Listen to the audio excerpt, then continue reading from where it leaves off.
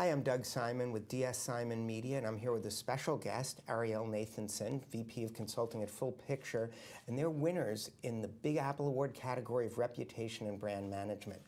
Thanks so much for joining us. Thank you for having me. Now, your campaign was especially noteworthy. It involved a song called Strange Fruit. Can you tell us about that? Yeah, the song Strange Fruit was an original protest anthem from Billie Holiday, and it all tied together with a project that the Equal Justice Initiative spearheaded called Lynching in America, where they wanted to help consumers, everyday people, understand the connection between the different kinds of institutionalized inequalities that exist today and the fact that there was legal lynching in America not too long ago.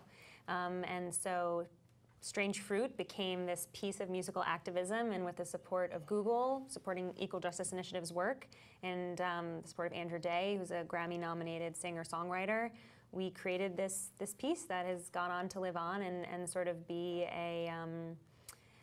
a work of art in and of itself that can galvanize new people and get new conversations going. Yeah, now that was part of a larger campaign that included the creation of a museum related to lynching in Montgomery, Alabama. What were some of the challenges you faced in trying to get this message to the public? So the song in and of itself was almost like a solution to the challenge, which is how do you get people to talk about lynching in America? It's not easy. It's a very, not to say contentious, but it's a hard thing for people to talk about.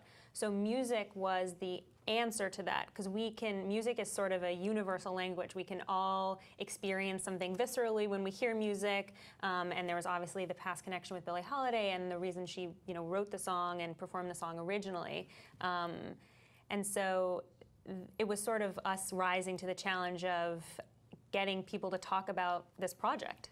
Yeah, now you talked about success, obviously, in your award submission. Can you maybe share with the viewers some of what were the success parameters and how you managed to achieve them? So for us, we wanted to make sure that the right people were talking about it. So it's not just that people are talking about it, it's that the right people are talking about it. For us, we wanted to get mainstream consumer awareness of the project, because the people who are already raised their hands to say, I support Equal Justice Initiative, like they're already, it's who else can we get involved? And so, we helped partner the right people so that Andrew could perform the song on the stage of the Global Citizens Festival. So it was a huge stage, and we invited a ton of top-tier press who came out and supported. We actually had a launch with Billboard, a beautiful piece, and we invited People.com. So people, a measure of success for us was a People.com writing about lynching in America,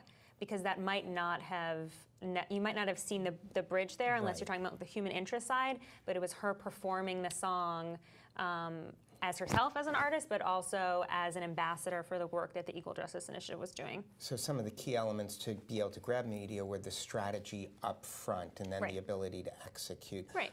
Any advice you'd like to leave people who are watching on how to sort of put together successful campaigns, especially on topical issues that's become so much more prevalent and important as consumers increasingly look to brands to be socially active and take corporate social responsibility to the next level, even if they want to stay below the surface about it? No, it's interesting you said the CSR point. We were just talking about this internally, that like in this today, unless you have a strategy on how you're giving back or what your mission is, it's really a point of entry for consumers. You need to have it. So you need to figure out what you stand for, and then you need to figure out who you want to tell what you stand for.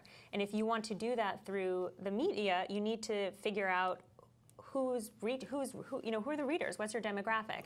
So a lot of times we sort of reverse engineer, okay, if our North Star is reaching moms across the country, we need to figure out what they're reading, who they're talking to, and then we need to create a cultural media moment that resonates with them.